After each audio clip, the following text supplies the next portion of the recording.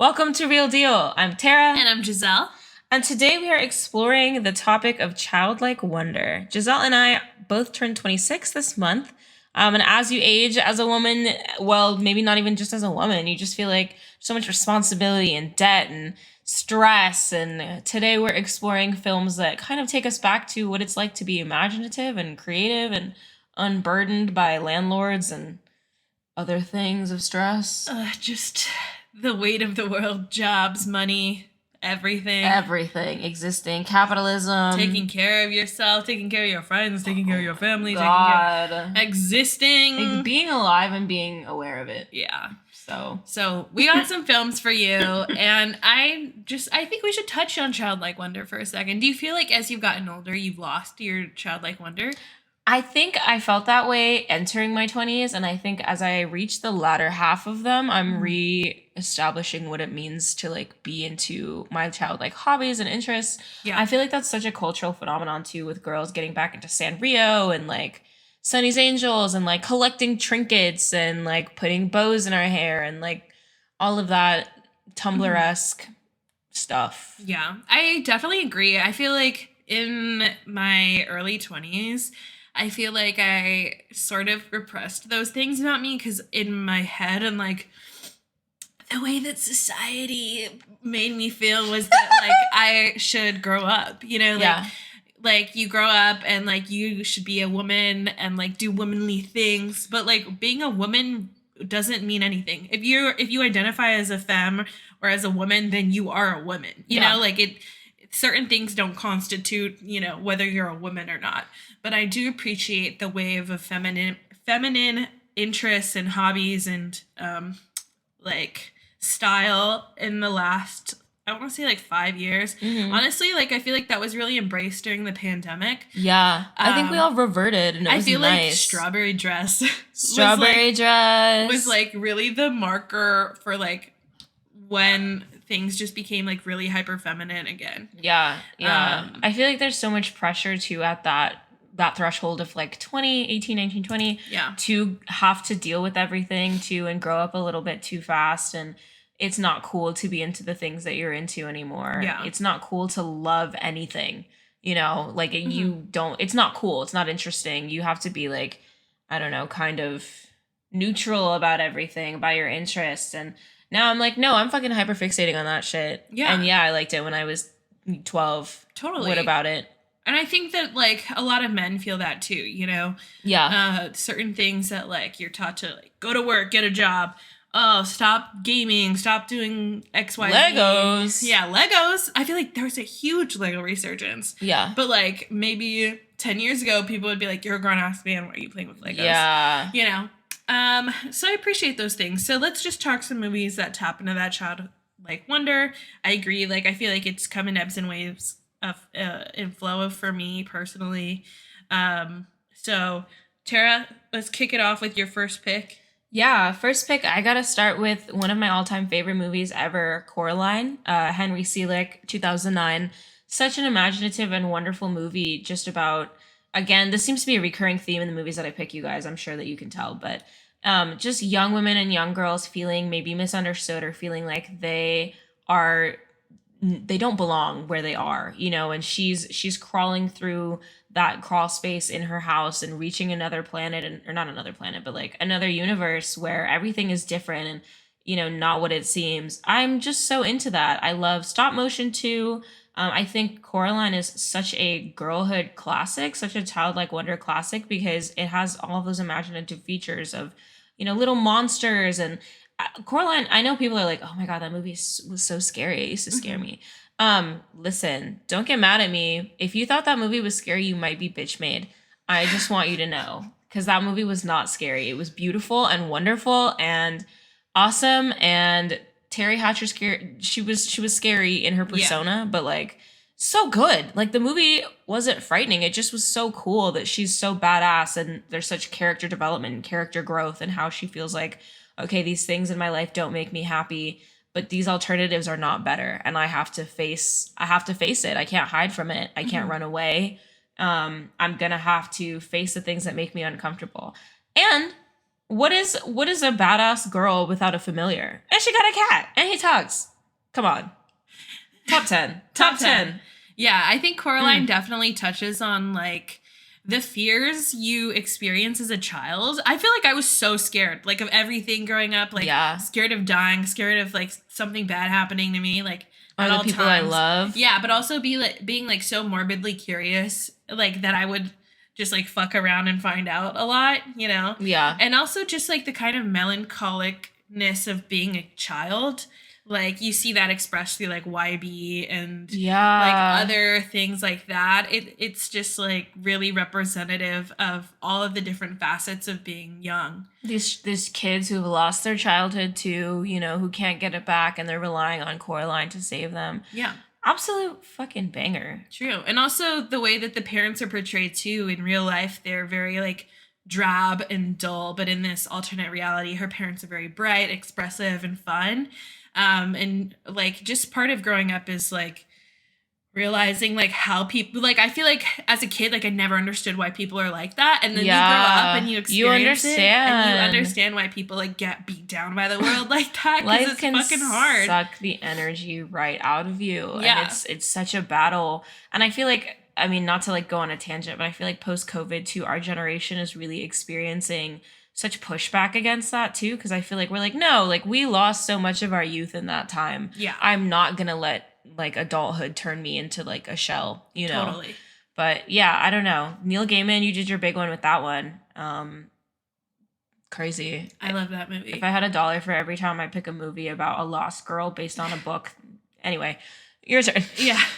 My first pick is Pinocchio. And it's yeah. the 2022 Guillermo del Toro version. I was never a huge fan of the Disney version.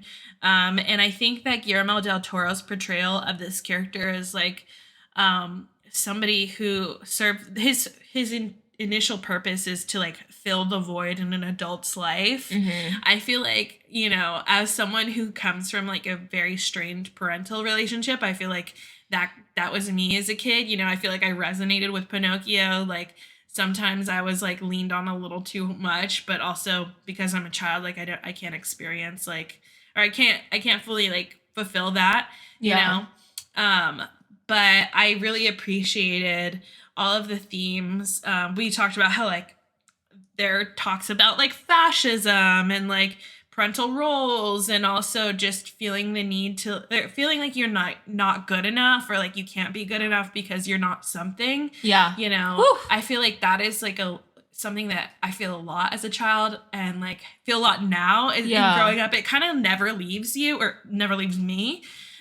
Where it feels like in some little way, like I'm like, oh, but I could be, I'm not the little boy, Yeah, like that Little Women quote that's like, I've got to be great or nothing. I don't even know if that's from Little Women. Nobody yell at me, but yeah.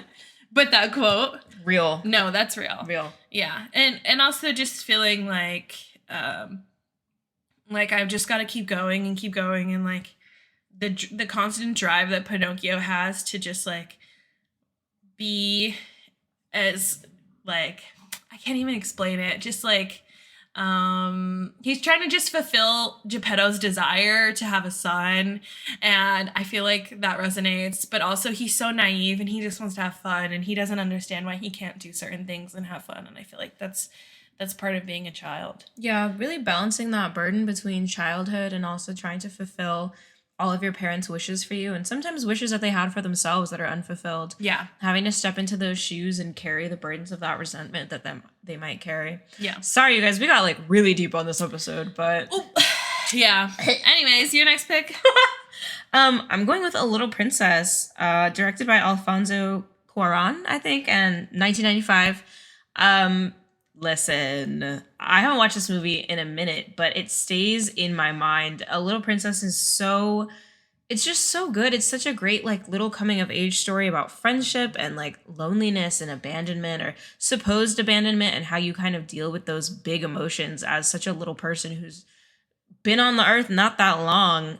You have the main character who, is staying at an orphanage just for a little bit of time, and then it's supposed that maybe her dad is dead, and so everything is taken from her, and she starts to be treated poorly and bullied, and she's just keeping her head up and keeping herself brave and strong in the midst of all that, and doesn't really have anybody to rely on except for just a few friends, and she's holding on to that hope that her dad is still out there, that there is a better life for her, and that there's dreams outside of this building for her. And I feel like that has always resonated with me, that you might be in a situation that is so uncomfortable and so painful, and you are just holding on to that candle of hope no matter what. You're gonna have people spitting on that shit, stepping on that shit, and you gotta hold on to that hope tight. Also, it's just so beautiful and imaginative. Mm-hmm.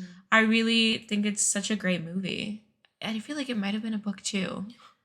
I've never seen that movie. It's so good. Okay, I'll have to watch it. Yeah, it's good. Because I really like Alfonso. So good. Up there with like A Secret Garden, like similar vibes. Okay, cool. Yeah.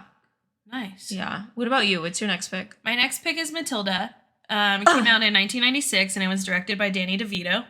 I didn't know he directed that. Yeah, he directed it. Oh my god. Mm-hmm. And I feel like, if you're familiar with Matilda, you would know that. Sorry, we did buy a zoo. It's continuing. Okay. Matilda, please, every time I talk. Matilda is based off of the book by Roald Dahl, and it pretty much, it's the same as the movie, but it follows a young girl who has very magical abilities, but she is in a family where she doesn't really fit in. However, like, she goes to school and she learns about her love of literature and meets new people and makes friends, and it discovers like a world outside of her own like familial world. And I think that that's something that like I experienced a lot as a kid, and like I like really value now, is just the worlds that we find for ourselves, and like constantly like having to make space for yourself because maybe like you don't fit in where you're like naturally placed, And so, yeah, just like Miss Honey taking her in and like taking care of her. I feel like that was so many of my teachers. Yes. So many English teachers, to be specific. Dude, English teachers. Honestly, a lot of history teachers too. A lot of English and history teachers. Yeah. We love you so much. Love you so much. And wow. Like, for real. Especially coming off the heels of the Mother's Day episode. Like, mm-hmm. Family is not always who you're born around. You make it. And I obsessed over Matilda as a kid. I stared at objects because I was like, maybe if I look at this long enough, I can do what she did. Yeah, like maybe there is, and this seems to be the running theme of our episode, is like maybe there is an alternate world out there for me, an alternate family, an alternate something that is better and brighter than this. Yeah. And like whatever I can do to get myself from here to over there, mm-hmm. even if it's like escaping in media, which I think Jazelle and I really talked about in our opening episode, that movies are just a way for us to really like dive into other places. Right. And I think the through line in my picks, and I'm sure yours too, were like the discovery of yourself because of like your friends and like also knowledge. I know you read, I read, and it's again like tying into that, like finding a world for yourself, finding a space for yourself, that I think it really follows throughout all of these movies and ties into creativity and embracing that childlike wonder that we all feel like we can let go of sometimes. Yeah, I think reconnecting with that, mm-hmm. with that part of you. Ugh, what a banger. I know. That is a really good movie. Your that next and pick? Coraline. Yeah, no, for real. Hand in hand. That's a double feature. Yeah, for that sure. really is. My next pick is Uptown Girls by Boaz Yakin, I think, 2003.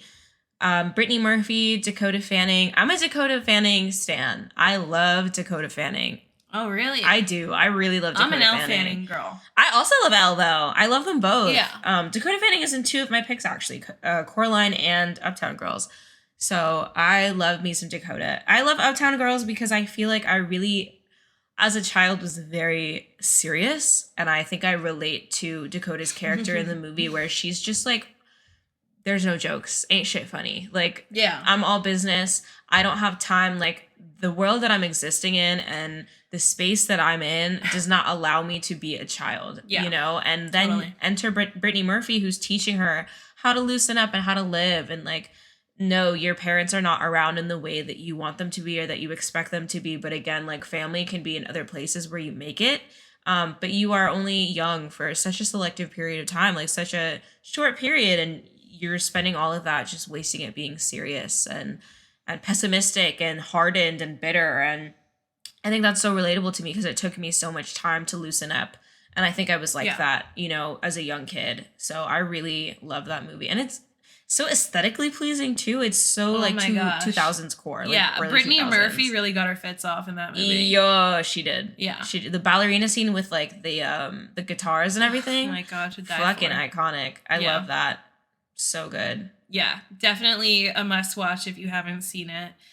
I think that everything about that movie, like, oh my god, it's so emotional. Yeah, it's so good. It is. Yeah.